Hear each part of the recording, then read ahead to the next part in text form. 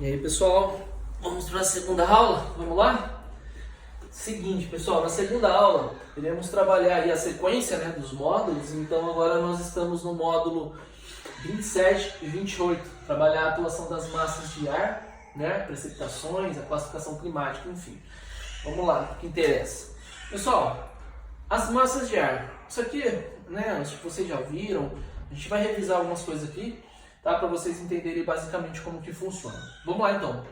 As massas de ar são porções da atmosfera que possuem características particulares de temperatura, pressão e umidade. Então, ó, são porções da atmosfera que possuem características particulares de temperatura, pressão e umidade.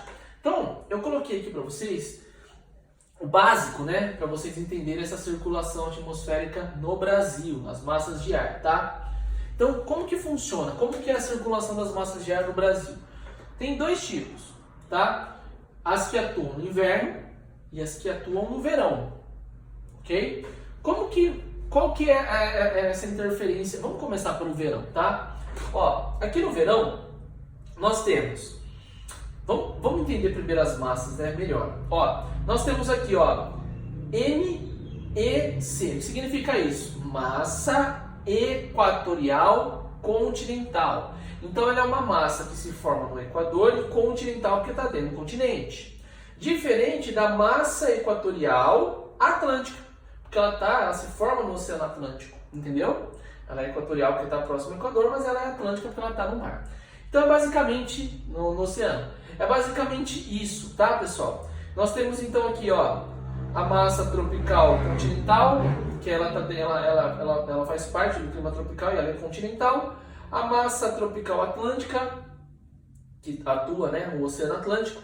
Aqui nós temos, ó, a diferença, a atuação da massa polar atlântica, que ela ocorre no inverno. Tá vendo que no verão ela não tem. É a massa polar atlântica, ela só atua no inverno. Então vamos ver então rapidinho como que funciona. Ó, no verão, a atuação forte é da massa equatorial continental. Tá vendo que aqui, ó, por conta da grande umidade, né, que nós temos aqui, com a presença da vegetação da floresta amazônica junto, né, com os ventos carregados de umidade que vem aqui do Oceano Atlântico, o que acontece? Aqui nós temos uma circulação, uma massa de ar com grande umidade, então essa massa ela se forma aqui na região norte, ela traz aqui, ó, no verão, grande quantidade de umidade, né, nuvens de chuva, chove aqui, ó, em grande parte aqui do Brasil por conta da atuação no verão da massa equatorial continental. Então se chove para nós, isso é fruto também, né, dessa atuação da massa equatorial continental. Nós temos a umidade também vinda da massa tropical atlântica, porque no verão aquece a água, né, do Oceano Atlântico, então toda essa umidade ela chega e ela entra também aqui dentro do Brasil, tá? A massa equatorial atlântica, também quente, né, e úmida. Então essa massa ela atua aqui nessa área, na região nordestina. Ela tá vendo que ela não avança tanto, né? Porque aqui, ó, nós temos uma região serrana, a Planalto da Borborema, né, que impede que essa massa de ar, essa massa quente, ela entra no Nordeste. A massa tropical continental, a única diferença é que assim, ó, essa massa tropical continental, ela se forma no continente. Então aqui no continente nós não temos uma grande quantidade de precipitação, porque a umidade ela é muito maior no oceano e aqui na floresta. Aqui é uma região onde a evaporação ela não traz quantidade de chuva, é uma massa seca, tá? Então ela é quente e seca. E ela atua aqui no Mato Grosso do Sul, pega o Paraná, Santa Catarina e Rio Grande do Sul, tá? Aqui a única diferença é que ela é uma massa seca, tá? A tropical continental. Quando chega o verão, o inverno, quer dizer, a massa equatorial continental ela perde força, a equatorial atlântica ela começa a invadir aqui dentro do Brasil, e olha só o que acontece, a atuação forte da massa polar atlântica. É uma massa de ar fria que vem do Polo Sul, e ela entra no Brasil, e ela faz esse caminho pelos corredores do relevo, né? E ela consegue atravessar e chegar até aqui na região norte. E quando ela chega aqui, ela provoca o fenômeno da friagem, é quando as temperaturas caem bastante, né, na região norte, tá? O fenômeno da friagem. E ela traz também essa massa de ar fria, né? Tanto aqui para a região norte, ela passa por todo o litoral, desde o sul, chegando aqui boa parte assim, dessa região nordeste também, e dentro aqui, chegando aqui também no estado de São Paulo, tá? Então essa massa, a massa polar atlântica, ela leva essa temperatura baixa, né, dentro do Brasil no inverno, tá bom? Bom, enfim, vamos lá continuar. Ó, umidade do ar, olha só. O ar atmosférico contém vapor de água, todo mundo já sabe, o qual é recebido das superfícies oceânicas, da evaporação das águas continentais ou ainda dos vegetais. Então essa umidade ela vem desses elementos, que é a evapotranspiração, né? Sendo que a quantidade de vapor varia de acordo com a temperatura do ar. Lógico, temperaturas mais quentes evapora mais, tá bom? Então, olha o que acontece, é o esquema, né, dos rios aéreos. O que são os rios aéreos? Essa grande quantidade de umidade de vapor d'água, né, que se forma, essas nuvens de chuva, que atuam aí e é chamado de rios aéreos, porque tem muita água nessas nuvens de chuva, ela vem carregada de umidade. E olha só como que funciona essa circulação dos rios aéreos, tá? Calor equatorial evapora o oceano. Então, por conta de estar próximo ali do Equador aqui, as águas do Oceano Atlântico evaporam em grande quantidade. Aqui é a atuação da massa tropical atlântica. Ela entrou.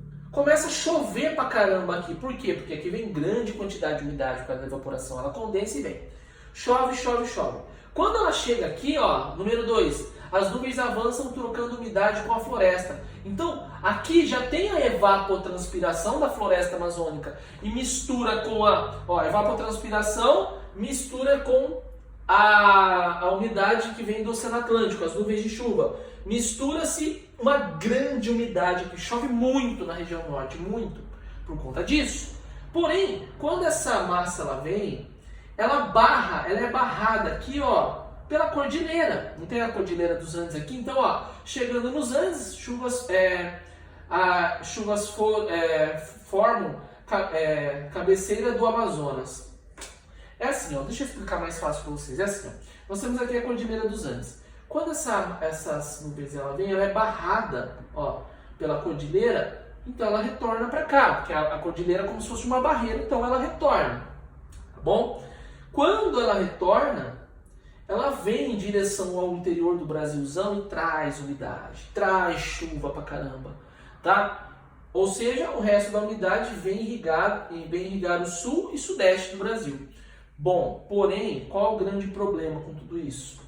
Desmatamento, tá? Se você tem um desmatamento muito grande aqui na região norte, não vai ter a tal da evapotranspiração. Então o que acontece? Esse motor aqui, ó, pode parar. Então, se acontece que chove pouco, se aumentar o volume do desmatamento na Amazônia, como está ocorrendo, os índices de chuva aqui no sudeste e sul vai diminuir drasticamente por conta disso, tá? Então a vegetação ela atua diretamente na quantidade de chuva que chega para nós aqui, certo? Bom, vamos lá.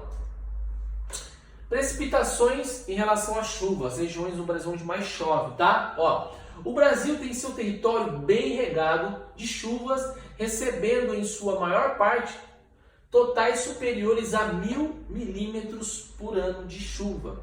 Existem 4 áreas de grande pluviosidade, ou seja, existem áreas onde chove muito mesmo, tá? Com um total superior a 2.000 milímetros anuais. Por ano chove em média aí, né, superior a 2.000 milímetros por ano.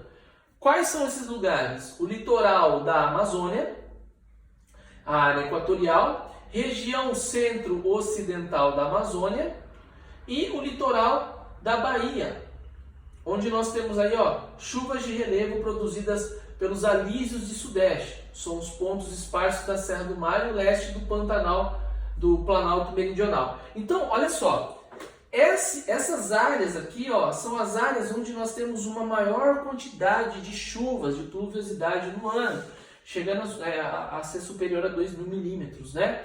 E olha a atuação forte aqui na região norte, chove muito aí. Índices pluviométricos excepcionais atingindo mais de 3 mil metros, mais de 3 mil milímetros anuais são encontradas na Serra do Mar, Itapaial, desculpa, em São Paulo, chegando mais ou menos a 4.780 milímetros por ano, tá? E o litoral do Amapá, com mais de 3.240 milímetros no ano. Então aqui chove muito também, e os índices pluviométricos são muito elevados, tá? E a ilha de Marajó e a Amazônia Ocidental, que nós temos aqui também, tá bom? Enfim, então essas áreas indicam uma maior pluviosidade, certo? Isso também influencia diretamente a sua aproximação com a linha do Equador e essa grande quantidade de vegetação que nós temos ali, junto com as massas carregadas de umidade que vem do oceano.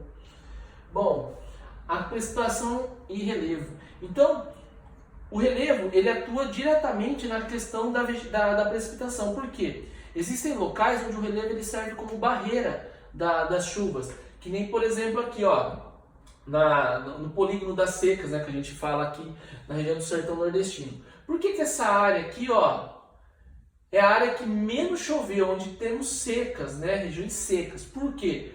Porque por conta desse relevo que fica no litoral. Esse relevo chama Planalto da Borborema. Então, esse esquema aqui é como se fosse esse litoral aqui. Olha o que acontece. Toda a umidade, os ventos úmidos, os ventos alísios que descem, né, carregados de umidade por conta do oceano, eles vêm. Quando essas nuvens elas chegam aqui, elas não conseguem atravessar o Planalto da Borborema. Então, essas nuvens elas não conseguem atravessar o Planalto da Borborema, ou seja, só chove aqui. Então isso é chamado de chuva orográfica. Ela vem, evapora, chove. Evapora, ela chove. Sempre aqui no litoral. Já o outro lado, ele é um lugar onde fica um lugar seco, não tem chuva. O vento é seco, tá? E é esse lugar aqui, ó, essa região, o sertão nordestino, onde fica o polígono das secas. Então nós temos aqui, ó, tá vendo, ó, chuva de relevo, chuva orográfica, só chove aqui. Ele não atravessa, a nuvem ela não consegue atravessar o Planalto da Borborema, tá? Então nós temos aqui, ó, o Barlavento. O que é Barlavento? Essa área aqui, o vento é barrado, né? Barlavento. E essa outra área aqui nós chamamos de Sotavento, tá bom? Então, a precipitação ela tem relação direta com a questão do relevo, como nós falamos do Brasil, tá? Por isso que a gente consegue agora entender o porquê que essa região nordestina, ela é uma região bem escassa, né, em precipitação, por conta da questão do relevo que influencia diretamente ela, tá? Classificação climática, vamos lá. Ó, existem várias classificações climáticas, várias.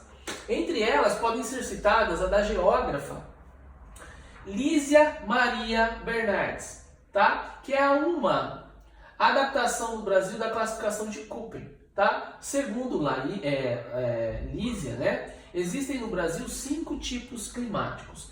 Então, olha só, uns que são assim bem conhecidos por nós. Então, nós temos aqui, ó, a classificação onde nós temos o clima equatorial, né, o clima tropical, que pega a maior parte do Brasil, o clima semiárido, né, o polígono das secas aqui, por conta do relevo, né, ele acaba sendo semiárido. O clima tropical de altitude, com as temperaturas frias, então aqui por conta do relevo, né? Quanto mais alto, mais frio, nós temos tropical de altitude com temperaturas frias. E subtropical, quanto mais afastado do Equador, a temperatura diminui. E aqui então nós temos uma região com uma classificação climática mais fria. Então, do quente ao frio, certo? Vamos lá, continuar. Olha só a questão da precipitação.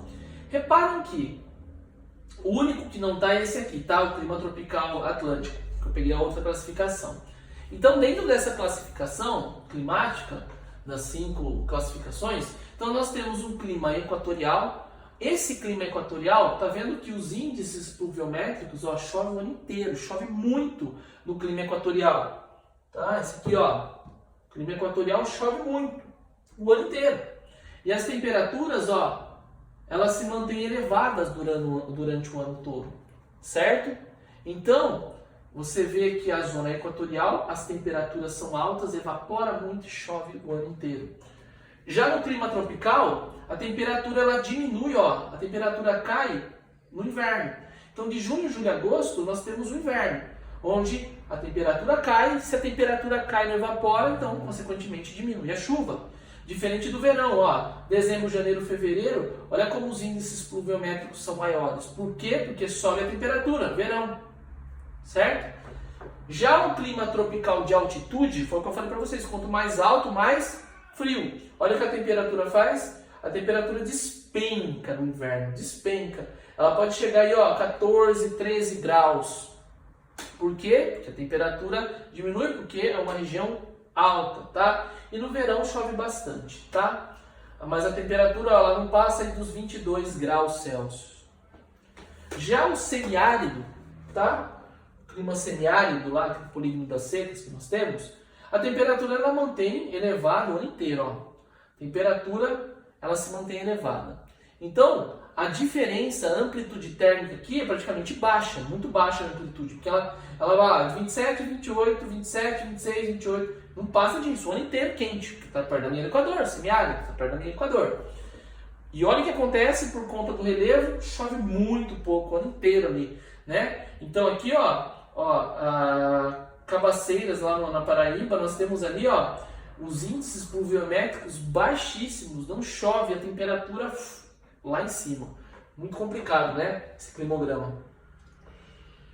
E aqui o clima subtropical, né? Você tem latitudes maiores ali. No clima subtropical, por ele ser mais afastado do Equador, as temperaturas do inverno, ó, despencam também, ó.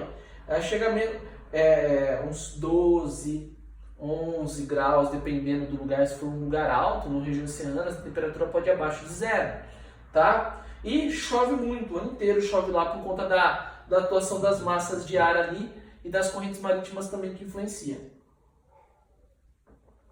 Então nós temos uma chuva bem distribuída durante o ano todo, chove bastante ali, certo? E quando chega o verão, lógico, as temperaturas aumentam. Tá bom, pessoal?